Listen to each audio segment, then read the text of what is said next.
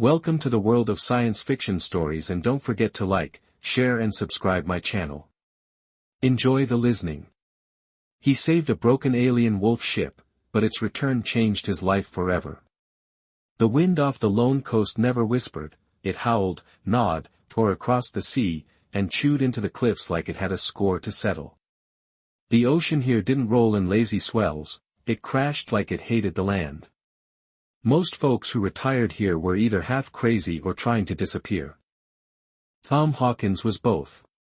He didn't come for peace, he came for the silence no one else wanted, a weather-worn shack, a generator that coughed more than it purred, and a graveyard of rusted engine parts spread out on the sand like the skeleton of some mechanical beast. These were his companions. He hadn't spoken to another soul in weeks. When he saw it that morning, the tide had rolled out too far and the gulls circled something that glinted beneath the silt. At first, he thought it was the frame of a cargo barge, maybe a shuttle from the old off-world freight line that used to run decades back, but as he approached, he realized it wasn't just the sea pulling tricks on him, it was no ship he'd ever seen, half buried in the sand and seaweed. The thing looked like a machine built to mimic a predator, a wolf, massive, at least 50 m from tail to nose, its legs folded beneath it like it had collapsed mid-leap. Metal ribs jutted from its side, corroded and gashed, and there was a gaping hole where the left eye might have been, used rust like blood.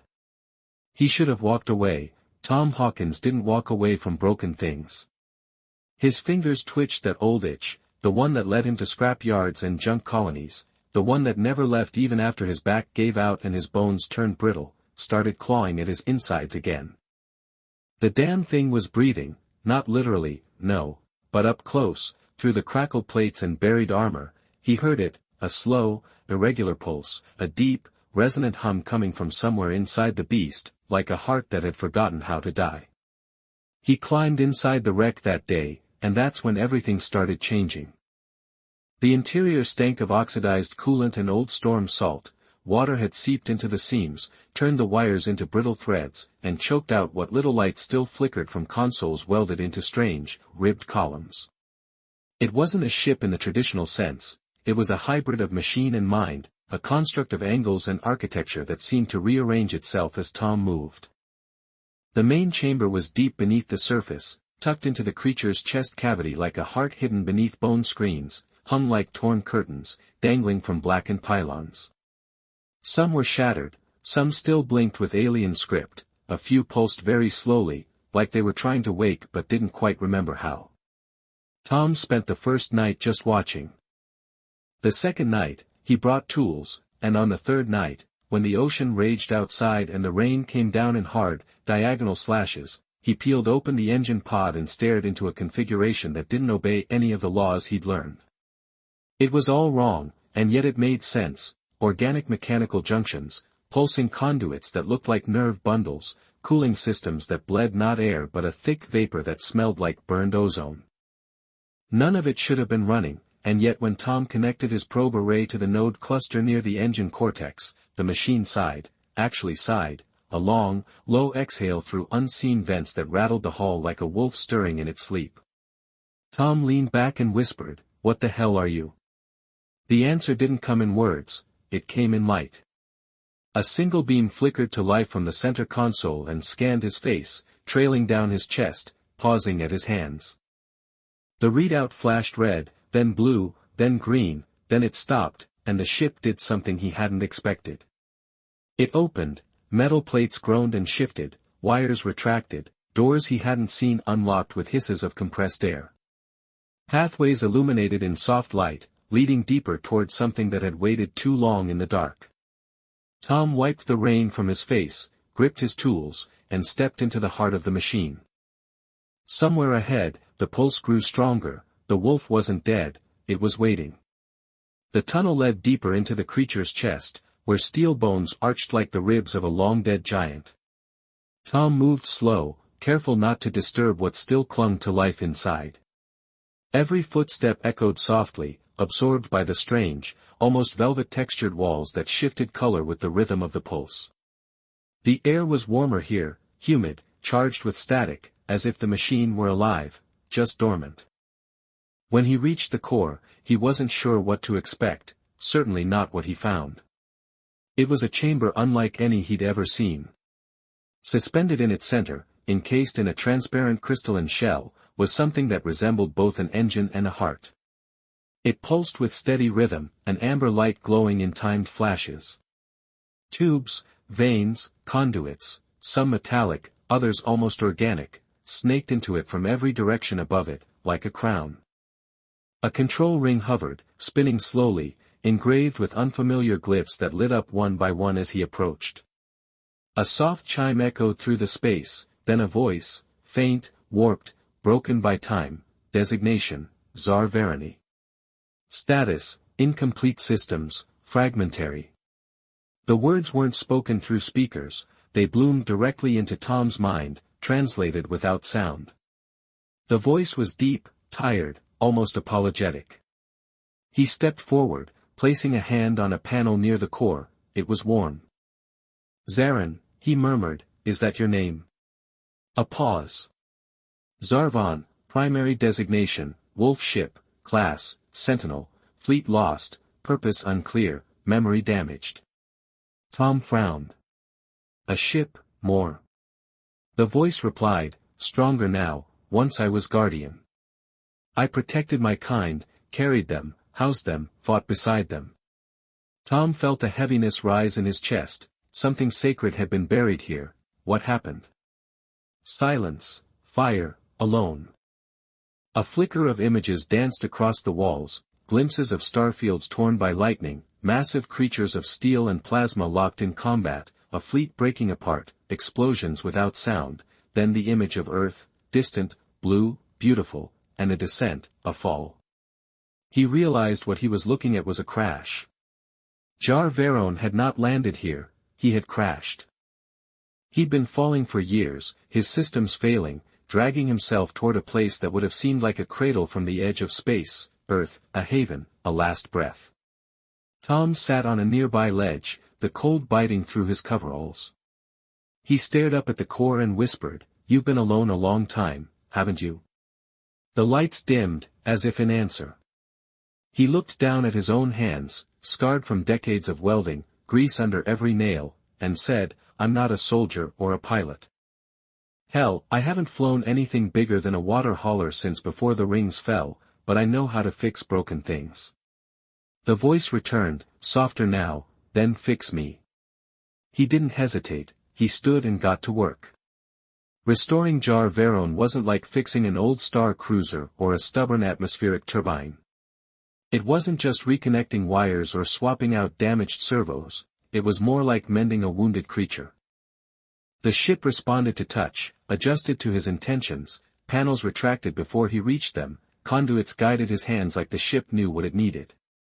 Every hour inside it, Tom felt less like a mechanic and more like a surgeon repairing something sacred. He started with the core stabilization field. Its matrix had been compromised, its synchronization array fried from a pulse overload that probably hit mid-atmosphere. It took 3 days to rewire 2 backup batteries, from his own generator shack and a modified pulse harmonizer he'd salvaged from an old moon loader. When it lit properly, steady, smooth, he swore he felt the ground beneath the ship shift slightly, like the whole structure exhaled.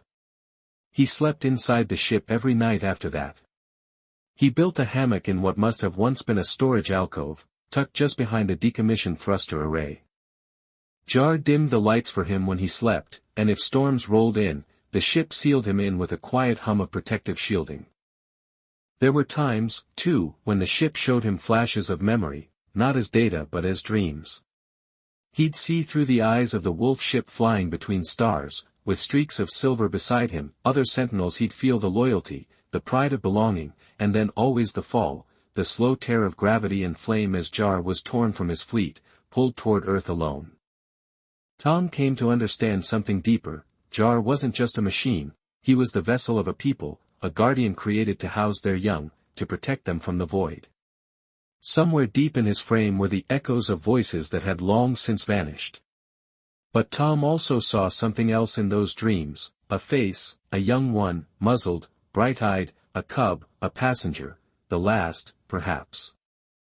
Tom never asked, Tsar never said, but every time Tom restored a function, rebooted a NAV system, rerouted power through the fractured hull, he felt the echo grow stronger, not just of the ship but of whoever had once called it home. And slowly, through bolts and circuits, fire and patience, man and machine built something together, a bond not of owner and tool but of survivor and savior, father and son, though neither said the words, not yet. By the third month, Jar Veron's outer plating gleamed under the sun once more, not with polish but with purpose.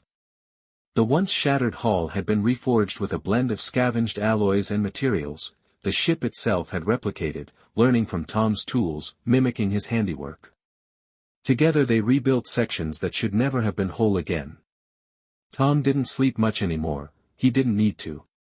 The ship sustained him, fed him from a nutrient synthesizer it had resurrected.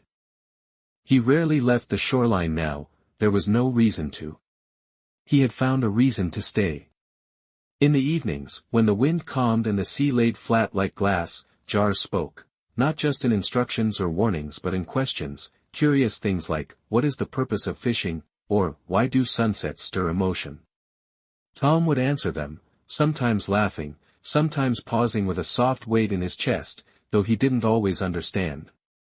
One night, as lightning flickered deep on the horizon, Jar asked, "You have not given me a name beyond designation." "Why?" Tom, half asleep beneath the wing joint he was repairing, scratched his beard. "Didn't figure it was my place, you gave me life again, isn't that what fathers do?" Tom sat still a moment, heart thudding like someone had reached inside him and knocked. "Well," he said slowly, "I didn't know you were looking for one." Jar pulsed gently in the dark. "I was." Tom leaned back and looked at the stars above for a long time. Neither of them spoke, then he said, "Your name's Corin, it means wolf in one of the old Earth tongues." "Seems right, you're not just a ship, you're someone now." Corin, the ship, echoed, and for the first time the pulse in the walls shifted, warmer, more alive. That night, Tom slept deeper than he had in years, and when he dreamed it wasn't of stars or crashes or solitude, it was of running wild and free across hills that stretched forever, beside something strong, fast, and full of joy. The dreams turned real when the first signal came. It was faint, a ripple across the long-dead comms array. Tom was cleaning salt deposits from the outer wing struts when Corin chimed, just a single sharp tone that vibrated in the air like a bell rung underwater. "What is it?" Tom asked, already reaching for his tool belt. "Pulse signature, wolf language, deep space, encoded, old, very old." Corin projected the data into the air, it appeared as rotating script, strange glyphs dancing in golden spirals. Tom couldn't read it, but he didn't need to, he felt it, a call from somewhere far beyond Earth. The ship hesitated, then translated, "To the lost sentinels, to the fallen children, we are calling you home. Come if you remain. Come and remember." Tom's heart twisted. Someone survived, maybe Corin said, and though the voice was steady, something shook inside the core, or maybe it was a ghost, a loop, a final breath played over and over. "You want to go, don't you?" Silence. "Then, I do not know." Tom stood beside the ship, hands resting on the warm curve of its neck-like ridge. "You've earned the choice. You're whole again. You can fly. I could leave you, you could, but then I would leave you." Tom smiled faintly. "I wouldn't stop you, Corin, but I'd sure as hell miss you." The ship's lights dimmed, then pulsed, "If I go, I will return." Tom nodded. "You know something," he added, "you remind me of my son." The pause was long. "I did not know you had one, I didn't know until now." There was no reply, not in words, but the ship warmed again. The lights grew soft, and somewhere inside, a heart built of stars and memory thudded slow, steady, and grateful. That night the wind carried no salt, only silence, the good kind, the kind that sits between people who love each other too much to say more. The next few weeks moved with strange slowness, like the tide pulling back before a storm. Corin was flying now, not into the sky, not yet, but just above the sand and water, hovering close to the surf's edge. His wings, once battered and bent like shattered sculpture, now spread wide with strength and poise. He would lift for minutes at a time, arc down the coast, then circle back to the landing cradle Tom had built with his own 2 hands. To Tom, it looked like watching a child learn how to run. The ship had become a wolf again, not a machine, not a wreck, but a creature that belonged to the stars and still chose to stay by the sea. Until the second signal came, this one was louder, sharper, not a cry of hope like the first, but a warning, a flare bursting across frequencies that hadn't been touched in generations, survivors returning, systems failing, enemy remnants awakening, Sentinel-class vessels required immediate recall. Corrin translated it in silence. Tom sat beside the fire pit outside the shack, watching flames dance beneath the darkening sky. The stars were especially bright that night, and Corrin's hull glowed faintly nearby, almost breathing. "They need you," Tom said. "Not as a question, I was built to protect them. But I wasn't ready, I failed, I fell." "You didn't fail, you endured." Corrin didn't respond right away. "Then if I go, it may be a long time before I can return." Tom poked at the fire. "How long's long for something like you?" Corrin's voice softened. "Generations. Maybe, if the stars are kind, I do not age like you do." Tom stared into the flame, his bones ached more these days, his hands moved slower. "Then it's time," he said quietly, "I don't want to leave you. I didn't fix you to keep you." "Tom," said Corrin, "I fixed you so you'd fly again, so go." Corrin shifted on the sand, metal limbs folding and adjusting as he turned toward the ocean. "I want to do one last thing before I leave." "What's that?" "I want to fly with you." Tom blinked. "What? Me? You know I hate flying." Corrin chuckled, a soft hum across his hull. "I know, but I also know you've never seen your world from above. You're impossible." Tom muttered, standing up and brushing sand from his pants. "All right, just once, for you." The ship's cockpit opened with a slow exhale of warm air.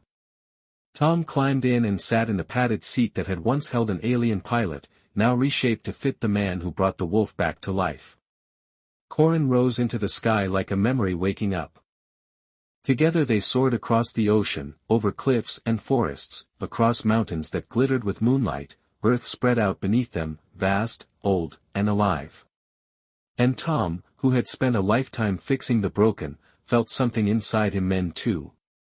For a moment, they weren't father and ship, they weren't man and machine, they were just a wolf in his sky. The next morning, Tom stood barefoot at the shoreline, the waves cold around his ankles, the wind having died to a whisper, and the ocean stretched out like polished glass. Corrin stood beside him, wings drawn tight, waiting. The moment had come. Tom placed one weathered hand against Corrin's gleaming side. "When you find them, tell them what you were, tell them what you became, and come back when you're ready." "I will," Corrin said in a low, reverent voice. "You were the last piece I needed to become whole." Tom smiled. "I'll keep the fires warm." Corrin took a step toward the water, then another, until the ocean embraced his legs, then his back lifted, wings unfurling, turbines humming low and deep. The sea rose around him, spiraling as his body broke gravity's grip and climbed higher and higher into the waiting sky. Tom shielded his eyes as the wolf ship shot into the heavens like a comet reborn, and then silence. He stood there long after the ship vanished from sight, listening to the waves, the wind, the heartbeat of the earth beneath his feet. The years that followed came and went like leaves in the tide. Tom grew slower, older, he stopped fixing things, started remembering instead. Sometimes when storms rolled over the sea, he would look up and wonder if Corrin had found his people, if the stars still knew his name. Then, one clear evening decades later, Tom's son stood on the same shore, not by blood, not by flesh, but by bond. A silhouette broke the sky. It was not Corrin as Tom had known him, it was smaller, younger, sleeker, the child of a wolf born from steel and fire. The cockpit opened, and the voice was familiar, not quite Corin, but something carried from him, something brighter. "I've come to thank the man who saved my father," it said. The wind caught the words, and the sea, still and vast, whispered them back in kind. The craft that descended was not just sleek, it shimmered with a kind of living grace that only deep space legacy tech could possess. Its design was clearly inherited from Corin, in lean, aerodynamic lines forged of interwoven alloys that gleamed like starlight, yet this ship bore the elegance of youth. It moved not like a vehicle, but like a creature that had been raised among stars and storms. Tom's knees nearly gave out. He hadn't expected to see another one so soon, not in his lifetime. His back was hunched now, his hair white as bone, but his eyes were sharp enough to see what stood before him as the vessel touched down. A hatch opened from it, and stepped a figure tall but not towering. Its fur shimmered with faint streaks of silver and gold, a blend of soft and sleek, and violet eyes scanned the shore with a precision Tom recognized in an instant. The young wolf stepped forward and dropped to one knee, head bowed. "You are the one my father never stopped speaking of," the voice said, not through a mouth but in the familiar projection that echoed through thought. "You gave him purpose when he had nothing but silence." Tom's throat tightened, his hands trembled. "I just fixed what was broken," he said, his voice raspier than he remembered. "Didn't know I was fixing a heart." The young wolf stood slowly, his movements practiced, patient. "He called you Tom of Earth, but to us your name is Keeper, Restorer, Seed-bearer." Tom smiled through the ache in his chest. He always was dramatic. The wolf chuckled gently, a sound somewhere between a growl and a hum. "Not in this lifetime." From his back, he unfurled twin wings, not metal but a hybrid of energy and woven scale, pulsing with heat. "I have come to honor his bond and yours.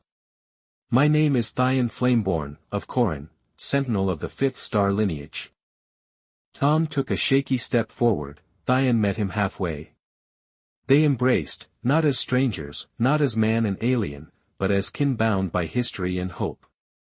For a moment, the sea stopped breathing, the wind dared not stir, only the pulse of two heartlines meeting again after time's long sundering remained. They spent that day walking the coast together. They spoke of the worlds Corin had reclaimed, the people he'd found, the relics he'd reawakened. He told Tom of battles fought in silence, of lost sentinels revived from ruins, of stars that blinked out and came back stronger. Corin had become more than what he was, no longer just a guardian, but a builder of peace among the ashes of war. Tom, he listened, sometimes with tears in his eyes, sometimes with laughter that cracked his weathered face wide open. "You came all this way," he said finally, sitting beside the fire pit that had long gone unused, "not just to say thank you." "Did you?" Thyan nodded. "No, I came to return something that belongs to you." From a compartment on his chest plate, he drew a small crystal, pulsing warm. When placed in Tom's hand, it glowed brighter, the light washed over him, and for a moment he wasn't old, he wasn't aching, he was young again, arms strong, heart full. "This," Diane said, "is the echo of Corin's memory, his final spark before he returned to the stars." Tom stared at it, tears welling. "He's gone." "Not gone," Thyan replied. "He ascended, his body scattered in the breath of a new star. His code sent forward to seed other guardians, but his soul he left here with you." Tom placed the crystal over his heart, it melted into his chest like warmth in winter. Suddenly, the air around him felt full, not crowded, but complete. "You were his father," Thyan said softly, "and now, if you will have me, I would be your son." Tom didn't speak, he stood, walked to Thyan and Nada, and pulled him into an embrace that bridged galaxies. The next day, the townsfolk awoke to find two figures standing at the edge of the ocean, one old, one ageless, and then a fire tore across the sky as Thyan's wings unfurled. With Tom at his side, they soared into the clouds, higher than gulls, higher than storms. The mechanic who had once fixed a broken ship had not just saved a sentinel, he had raised a legacy, and now that legacy had come home to carry him forward. The wolf ship had flown once more, and with it so did the man who dared to care for something no one else understood. A fire lit the horizon that night, not just in the sky, but in every soul that still believes kindness can echo through stars.